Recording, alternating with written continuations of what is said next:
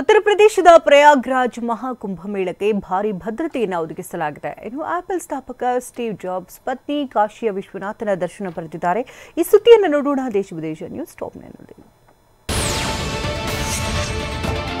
ಗುಜರಾತ್ನ ಅಹಮದಾಬಾದ್ನಲ್ಲಿ ನಡೆಯುವ ಕೈಟ್ ಫೆಸ್ಟಿವಲ್ ಅಂದ್ರೆ ಪಟಗಳ ಹಬ್ಬ ತನ್ನದೇ ಆದ ಬ್ರ್ಯಾಂಡ್ ಹೊಂದಿದೆ. ಪ್ರತಿ ವರ್ಷ ನಡೆಯುವ ಈ ಕೈಟ್ ಫೆಸ್ಟಿವಲ್ನಲ್ಲಿ ದೇಶ ವಿದೇಶಗಳಿಂದ ಸಾವಿರಾರು ಸಂಖ್ಯೆಯಲ್ಲಿ ಕ್ರೀಡಾಸಕ್ತರು ಭಾಗವಹಿಸುತ್ತಾರೆ. ಈ ಸಾರಿಯ ಕೈಟ್ ಫೆಸ್ಟಿವಲ್ನಲ್ಲಿ 47 ದೇಶಗಳು ಹಾಗೂ ಭಾರತದಲ್ಲಿನ 11 ರಾಜ್ಯಗಳ ಸ್ಪರ್ಧಾಳುಗಳು ಉತ್ಸವದಲ್ಲಿ ಪಾಲ್ಗೊಂಡಿದ್ದಾರೆ.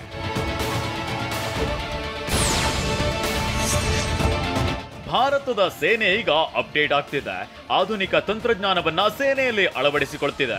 ಬೋಫೋರ್ಸ್, ರಫೇಲ್ ನಂತರ ಈಗ ಭಾರತೀಯ ಸೇನೆ ಹೈಟೆಕ್ ರೋಬೋಟ್ಗಳನ್ನ ಬಳಸಿಕೊಳ್ತಿದೆ.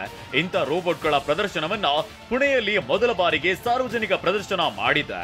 ಪುಣೆಯ ಬಾಂಬೆ ಇಂಜಿನಿಯರ್ಸ್ ಪರೇಡ್ ಗ್ರೌಂಡ್ ನಲ್ಲಿ ಈ ರೋಬೋಟಿಕ್ ಮುಲ್ಸ್ ಗಳನ್ನ ಪ್ರದರ್ಶನ ಮಾಡಿದೆ.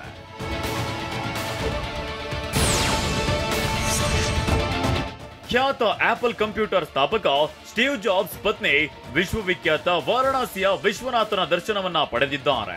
ಸ್ಟೀವ್ ಜಾಬ್ಸ್ ಪತ್ನಿ ಲಾರೆನ್ ಪೋವೆಲ್ ಜಾಬ್ಸ್ ವಾರಣಾಸಿಗೆ ಬಂದು ವಿಶ್ವನಾಥನ ದರ್ಶನ ಪಡೆದಿದ್ದಾರೆ. ಅವರ ಜೊತೆಗೆ ಅವರ ಕುಟುಂಬ ಸದಸ್ಯರು ಹಾಗೂ ಸ್ನೇಹಿತರು ಕೂಡ ಸಾಥ್ ನೀಡಿದ್ದಾರೆ.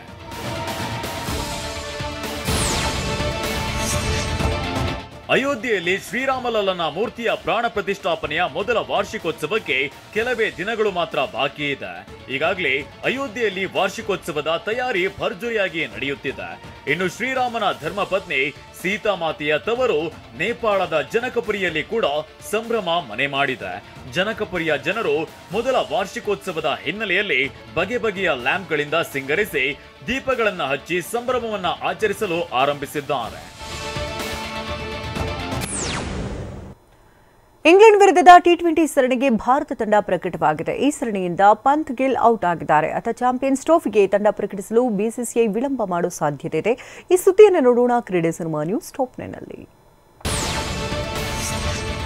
ಚಾಂಪಿಯನ್ಸ್ ಟ್ರೋಫಿಗೂ ಮುನ್ನ ಭಾರತ ತಂಡ ಜನವರಿ 22ರಿಂದ ತವರಿನಲ್ಲಿ ಇಂಗ್ಲೆಂಡ್ ವಿರುದ್ಧ 5 ಪಂದ್ಯಗಳ ಟಿ20 ಸರಣಿಯನ್ನ ಆಡಲಿದೆ.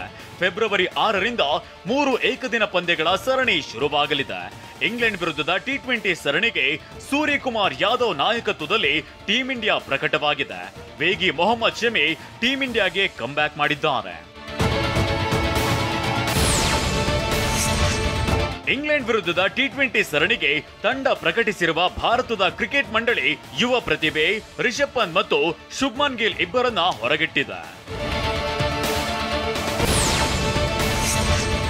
ಆಸ್ಟ್ರೇಲಿಯಾ ವಿರುದ್ಧದ ಬಾರ್ಡರ್ ಗವಾಸ್ಕರ್ ಟ್ರೋಫಿಯಲ್ಲಿ ಟೀಂ ಇಂಡಿಯಾ ಸೋತಿದ್ದನ್ನ ಬಿಸಿಸಿಐ ಗಂಭೀರವಾಗಿ ಪರಿಗಣಿಸಿದೆ. ಈ ಹೀನಾಯ ಸೋಲಿಗೆ ಕಾರಣವೇನು, ಆಟಗಾರರು ಹಾಗೂ ತಂಡ ಎಡವಿದೆ ಹೇಗೆ ಅನ್ನೋ ಪರಿಶೀಲನಾ ಸಭೆ ನಡೆಸಲಾಗಿದೆ.